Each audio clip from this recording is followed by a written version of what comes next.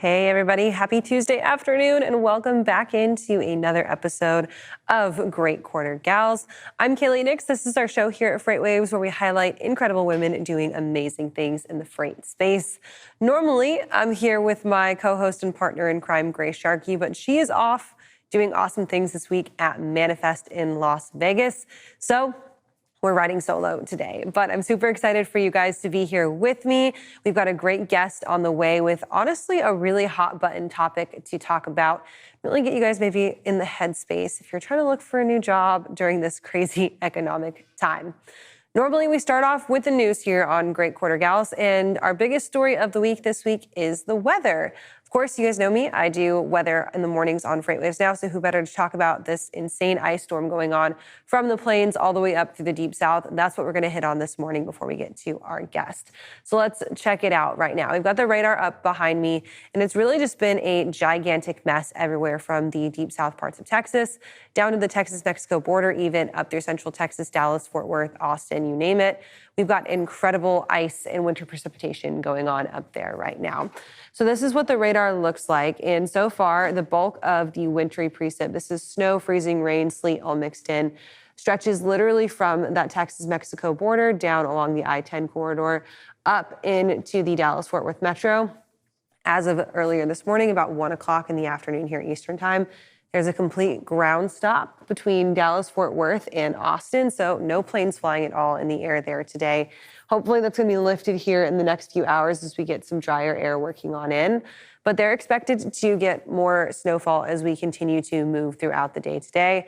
And then eventually it's going to switch over to freezing rain for them. So this is kind of worst case scenario for Texas because you're looking now at a layer of freezing rain over a layer of sleet. So it's ice on top of ice. Further up towards the northeast, we've got winter storm warnings in place. And then on the front side, the warm side, we've got flood warnings in place, which is actually pretty interesting as this warmer precipitation moves through. And then into the Arkansas area, Little Rock, Arkansas, up into the Memphis area, ice storm warnings in place. Same thing for the northeastern, northwestern corner of Mississippi. What we're going to be seeing is just some pretty intense ice accumulation there today and into tomorrow. With this, lots of places experiencing car accidents. We had about 40 car pileup this morning on I-40 in Memphis. So overall, it's just kind of not a great situation out there today. Make sure that you guys are taking it extra slow if you're headed out on the roads, but if you don't have to be out there, don't have to be out there. Showed these photos and these videos this morning on FreightWaves now, but this actually came to me courtesy of my mom. We love her. My little meteorologist on the ground for me. This is what it looked like yesterday at our house in Dallas-Fort Worth area. This is just north of the Dallas-Fort Worth Metroplex. Lantana, Texas, you're sitting at about 5 to 10 miles north of the airport there. They got a full foot of sleet. That is 12 inches of sleet that fell at their house. And as I mentioned, there is now that freezing rain component that has flipped on top of the sleet. So kind of worst case scenario for them. They're going to be iced in for at least a few days. You can see that 12-inch measurement there of sleet on the ground. Absolutely crazy. And then we found this video on Twitter earlier today of the sleet in Arkansas. You can kind of hear the sleet freezing rain combination. It's a little bit of an ASMR moment when you hear that hit, but that's what's coming all the way to the deep south. Eventually here in Chattanooga, we might see a little bit of wintry precipitation. Overall, though, the freezing line going to stay nicely away from us. But that does it for the weather. We will continue to watch this as we move through the rest of the week, and you can catch those updates on FreightWaves now. Let's go ahead and get into our guest for the day. We've got Charlie Saffro with us, who, of course, is the head of CS Recruiting. And if you're looking for a job right now, times might be a little tough. So, Charlie, I'm so glad that you're here to get into a little bit of a very interesting conversation about some hiring trends right now. Absolutely. Hi, Kaylee. So glad to be here. So let's just dig right into it, right? We are sitting at this time where there's a lot of economic uncertainty. Most everybody's like, yeah, we're in a recession. By financial standards, we're in a recession, but the labor market isn't quite reflecting that yet, right? Obviously, we've seen some big layoffs in tech. It's starting to hit the freight tech space overall. And some people might be looking for a new job. If you're a job seeker in this environment right now, what are your number three top things that you should be concerned about when you're looking for a new opportunity? Great question. And you're absolutely right. I mean, the hiring market is going through a weird transition. I've recruited in this industry for 12 years, and I would say this is probably one of the most unpredictable times. So, if you are a job seeker, I would first and foremost network, connect with people you know, connect with the people they know, and really leverage your network. People are really pushing the human interaction. So, while I always would encourage you to find job postings, apply to those job postings, having a direct connection, having a referral, a reference point to a human on the other side is always going to get you a little bit further. Something else we're also seeing, and I think this is really great news for our industry, is this shift towards skills-based hiring. So, of course, there will always be companies that think of their ideal candidate or come to a recruiting firm like ours and say, I want to hire someone who's in this role at my competitor who can come here and do the same thing. That will always exist. But when we talk about skills-based hiring, we're really seeing a lot of companies start to think about soft skills and hard skills. And soft skills are really leading the way. So regardless of how much experience you have, we all have soft skills. Soft skills are personality traits. You may be dependable, you may be strategic, analytical, reliable. Those are all things that you want to show off and promote, especially on your resume. There's a lot of technology out there that is automating these applicant tracking systems. So the more your resume keywords line up to the keywords on the job description, the better chance you have of your resume getting through and making it to that decision maker's desk. And then lastly, I never want to tell a job seeker to settle or to not be picky, but just with the shift of the market, I think it's really important for people to realize that companies are back in the hiring seat. So what that means are there's more people than there are jobs right now, which is a 180 from what we saw last year. So you have to really think about your must-haves, your nice-to-haves, your non-negotiables. I'm sure everyone out there wants more money. I'm sure everyone out there wants as much flexibility as possible. But I would say focus on one or two things that are really important to you, whether it is the money or the flexibility, maybe the culture, maybe the career opportunities, the leadership, and go after that, because during a market like this, you're not going to necessarily be able to check off all your boxes. So figure out what's most important, go after that, and really focus on the offers that or the opportunities that can offer you what's most important. So that skills-based hiring is something that I really want to zoom in on a little bit, because I think that it's absolutely fascinating that that's where we're trending. A lot of times, a lot of job seekers, and honestly, like me personally, I've put a lot of stock in applying for jobs or only applying for jobs where I match every single bullet point on that job application, right? And a lot of that times that involves both an education requirement and also an experience requirement that can sometimes be a little ridiculous. Like if I hold a master's degree in the field that I'm applying for, why do I need 10 years of experience for an entry-level job, right? Like that, it shouldn't equate like that. And especially being a woman, there's a statistic that says that women are way less likely to apply for jobs that they're underqualified for than men. Do you think that now from a job seeker standpoint, this is the time to break out of that mold and get out of that mindset, knowing that companies are now looking at hiring those soft skills and you can market yourself, make yourself marketable, not necessarily having all of the on-paper requirements? Absolutely. It's a move in the right direction, that is for sure. Now, at the end of the day, every job seeker is trying to get the attention of whoever that resume gatekeeper is. So you have to imagine that resume gatekeeper, they have opinions, they have perceptions, they maybe control the settings in terms of which resumes are going to make it through.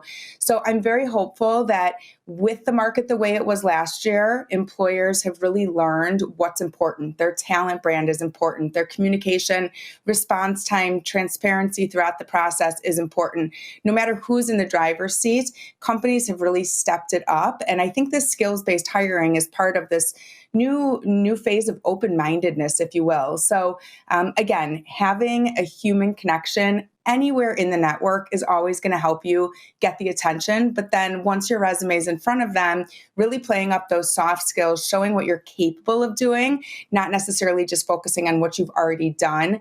That's what I'm starting to see more of. And I'm very confident that as more time progresses, we're going to see more and more companies, jumping on that bandwagon, which will be great for everyone. When you say resume gatekeeper, it almost makes me think of like someone in HR sitting with like an iPad, right? And they have like almost like a dating app, swiping like left for no, yes for right on a resume, right? Exactly. But that's not really the case now. It's kind of this shift, I would almost call it, that a lot of companies, especially if they're bigger, have started using third-party software or even AI sometimes to sift through your resume. And that can put a job seeker at a pretty big disadvantage if you don't know how to game the system, right? Is that something that we're seeing a lot of struggle with, is maybe people who are overqualified, overeager, and look great and can do great be weeded out by these systems because they're discriminatory, they're AI, and they're not this human connection?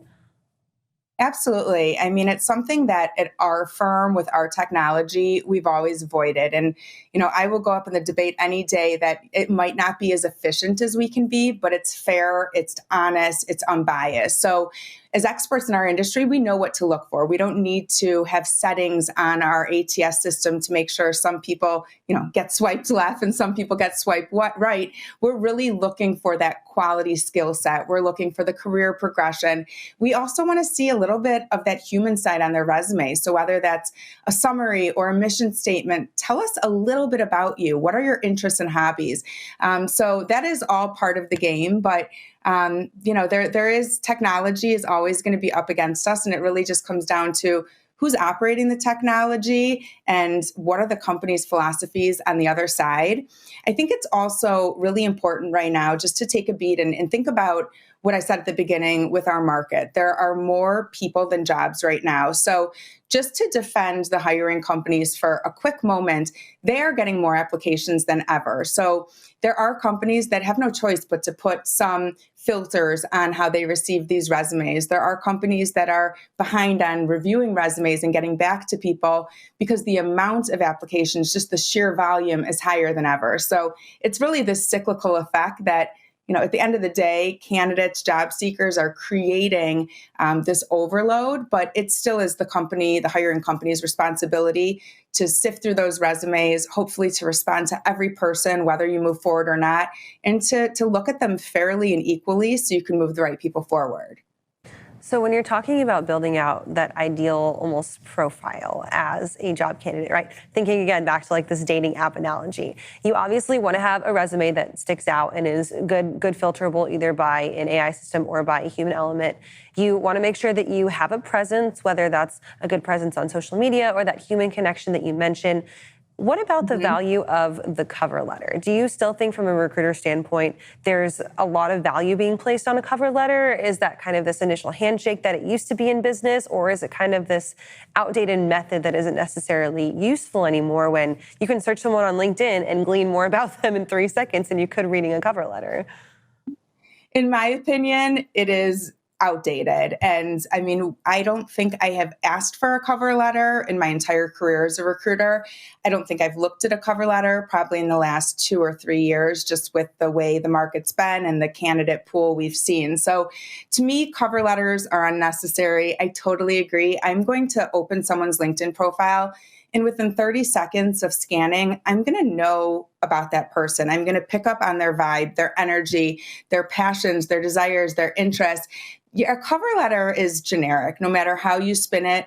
People try and write formally. They kind of position themselves in a way that they aren't because they feel like they're complying to these, cover letter template standards. So in my opinion, cover letters are a thing of the past. I really hope that is the majority moving forward. But again, companies that are hiring have an opportunity to put any requirements on their job posting, any requirements for their candidate search. So there are some, older school companies that continue to use cover letters, but I can't remember the last time that I've passed one on as part of our candidate introduction. I think it's super interesting to think about kind of your digital footprint as a job seeker. And obviously, like you and I are both fairly active on LinkedIn. You and I are both regular producers of content. But even for folks who maybe don't work on the media side or who aren't regularly on a show or a podcast, if they've been on one before, you have produced now content. And that is a piece of content that you can then send to a potential employer and say, hey, look at me, pick up on my personality, pick up on my vibe just from me sitting down and doing this interview with Anthony Smith on FreightWaves now, right? Like that is something invaluable that I think that job seekers in the past haven't really had the opportunity for. How important is it if you are maybe a candidate who you like your role, you're kind of comfortable, but you're actively participating in these things? Should you be banking your content and holding on to that? So maybe when you do go out and look for a new job, you can provide it firsthand and be like, hey, I might not have a generic formal cover letter, but listen to how well I do in an interview. I think that's such an awesome suggestion. And I don't think you need to bank your content in the sense that, reserve it for that opportunity. Put it out there, share your thoughts, because you can always send that link from a specific post to a hiring manager. I actually think that's a really great strategy. It's almost your writing portfolio, if you will. So maybe in that introductory letter, you're referencing some of your content. Even on LinkedIn, you can easily share one of your posts with someone who may be a hiring manager over there and, very casually say, I thought that this might interest you. You could tag them on a post and get them engaged and get them and their company some attention. So I absolutely think that's a great way to just build your portfolio, showcase what you believe in, what you like to talk about. I could scroll through someone, if somebody posts once or twice a week and I have an opportunity to scroll through those posts, I will learn more about that person in 3 or 4 minutes than I probably will if I sat down and talked to them for a half hour. So it's great pre-work for an interviewer. It's also great for an interviewer to review to make the decision if they want to even pursue this candidate for a first conversation. So if you've got the content, absolutely leverage it, show it off, be proud of it, and make sure that it gets the attention it deserves. 100%. It's kind of that show versus tell strategy, right? Like I can sit down in an interview and fight to try and tell you things that are interesting about myself, or I can just show you this piece of content that I love doing. So I want to go back to that kind of point that you made about the fact that hiring organizations are kind of overwhelmed right now, right? There are more job seekers than there are jobs.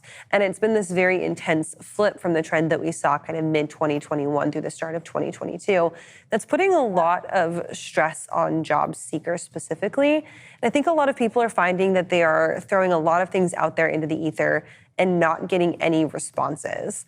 I put up a poll last night on LinkedIn because I've seen this on TikTok, on Twitter, on LinkedIn, where people are sending out maybe 100 resumes, probably an exaggeration, and just getting ghosted, and ask people, have you been ghosted, or are you getting somewhere in between yes and no responses? Only got like 15 responses because I put it up late last night. But, most people were like, yeah, I've been ghosted. I'm actively looking for a role and I keep getting 0 responses. Then about 7 of those folks were like, yeah, we're somewhere in between. I send some out, I hear back maybe, but then I don't hear back from a lot. No one said yes. They are hearing back consistently from all of their companies. What do you think about kind of this space that we're at right now? And is a lot of that to blame just based on the fact that these hiring organizations are probably overwhelmed? I think that's a big part of it. And there's so much going on behind the scenes. So companies posting jobs for roles that they're not immediately actively hiring for is nothing new. I mean, this is something that companies have done for many years as an opportunity to just proactively build their talent pipeline. It's a way to gauge what talent is interested out there. Another thing that most job seekers don't realize is these companies have paid for those job slots on LinkedIn. So if we have 100 opportunities to post a job and we only have 97 jobs we're looking to fill, we probably will fill those 3 spots either with duplicate jobs or more of that generic job posting. Now, we're hopeful that we will help that person because of the amount of opportunities we see versus just being one employer, but it's nothing new. Companies will take advantage of every job spot and they will post. And what we're seeing now, though, is the lack of response, the ghosting, which is a result of, one, the jobs aren't really immediately being filled and they're not really a hot role to fill. It's much more of a proactive attempt. And then 2, what I mentioned before, that these job postings are getting so many applications. And if you are applying on LinkedIn, you can usually see how many applications have been submitted. So I wouldn't say avoid submitting your resume if you see that 100 or 1,000 resumes have already been submitted. But I would say be mindful, and a job seeker should use that to manage their expectations. If you're applying to a job that has 1,000 applications that was posted yesterday, chances are, unless you are the rock star that catches their attention, you may not hear back from them. And if you do, it's probably going to be a while till they get to the end of that resume pile and can communicate with you. So there's a lot that goes into it, but it's really just important to know as a job seeker, this probably has nothing to do with you. This is more technology. It is the status on the hiring company side, and it's just their overall process and efficiency of how they review resumes. So let's say that you get in, you haven't gotten ghosted, you go through the application process, go through the interview process, boom, you've been hired, you've been offered the job, you're getting ready to start. And now flip side, you as the now hired employee, you decide to ghost the employer because maybe you found a better opportunity or you just decide, hey, this wasn't for me. Talk a little bit about how that is an awful strategy when it comes to finding that employment and maybe the kind of reputation that helps or that it leaves you with if you do that kind of thing when you're looking for that next job. Yeah, you have to remember that every touch point is an opportunity to make an impression. It's an opportunity to influence, to build a relationship. So do not burn your bridges. I mean, in December, we actually saw more rejected offers than we had all of last year, which is kind of opposite of what the market is yielding. But these offers were rejected for a couple of reasons. One, candidates got cold feet. They went through the process and then they realized it was not the right opportunity.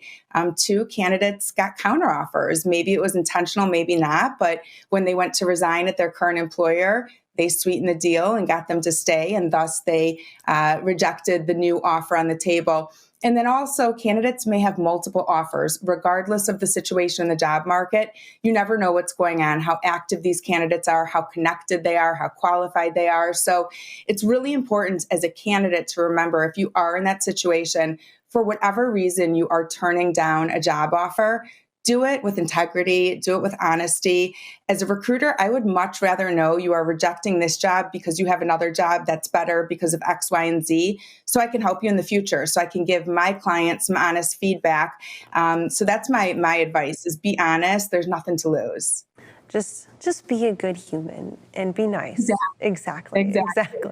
So Charlie, let's wrap this up by kind of just summarizing what to do in the current environment. From both an employer side and then from a job seeker side, when do you know that it's time to sit down and work with a recruiter like CS Recruiting? Is there certain things that say, okay, now we need the extra help? Or are you just going to come to a point where you're like, okay, I can't do all the work myself?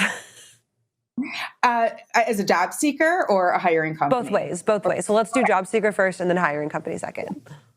I mean, as a job seeker, many people don't realize that recruiting is a free service to you. So there is no fee to represent you. Our goal is to help you find an opportunity, but also important to remember that our job is really to help our clients find the right hire. So our clients are the hiring companies. They are the ones paying us to go out and find you. But it's never too early to start engaging with a recruiter. I would definitely suggest finding a recruiter that knows your industry. You're going to have much better odds at having some traction with them, being able to communicate and speak the same language and industry jargon.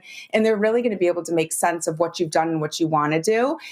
So it's never too early to get that process started. And you can always simultaneously be working your own network, applying to jobs on your own. A recruiter is only going to do so much for you, but I can guarantee you that they will provide insight, they will provide advice, and hopefully they'll provide you with a job offer if they can get you to that point. On the flip side, hiring companies generally come to us when they either don't have the network and the connections, if they need to look outside of their network and they know they want to hire someone, maybe from the industry, but maybe someone who's not associated with their organization. They also come to us when they don't have capacity. So, or a niche position to fill where they really need a trained recruiter who understands the skill set.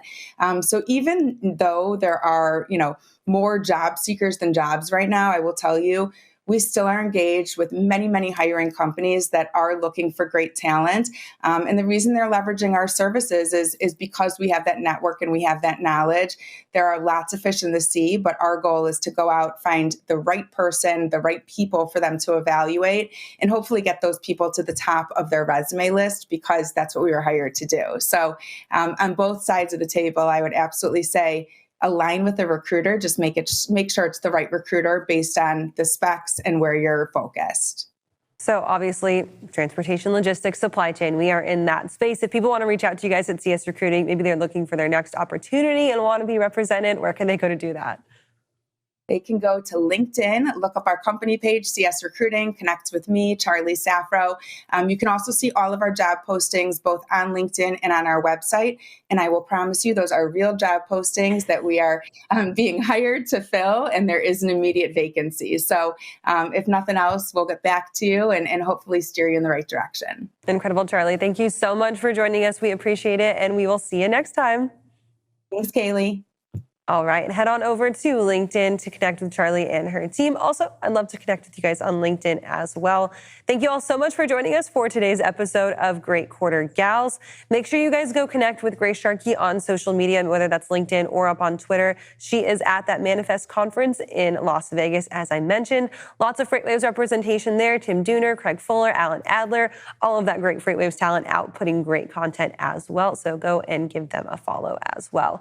We'll see you guys next Tuesday live at 3 o'clock. I'll be here tomorrow morning at 9 for FreightWaves Now. Have a great rest of your day.